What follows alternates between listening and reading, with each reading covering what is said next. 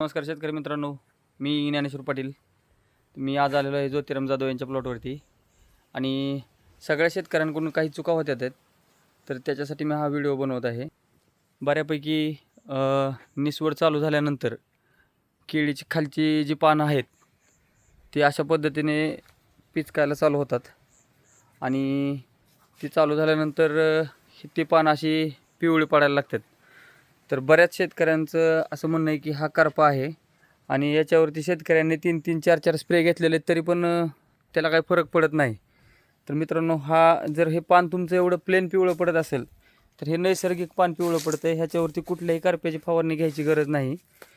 जर तुमच्या प्लॉटवरती डाग असतील पानांच्या खालच्या बाजूने तर तुम्ही करप्याच्या फवारणी अवश्य घ्या.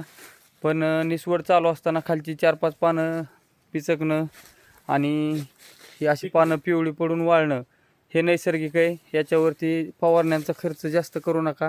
काही शेतकऱ्यांनी 4-4, 5-5 प्रकारचे कीटकनाशक, बुरशीनाशक घेतलेले आहेत, तरी पण त्यांच्या पानं पिवळी पडायचं प्रमाण हे जास्त आहे. ह्याचे मेन जे हे आहेत कारणं आहेत.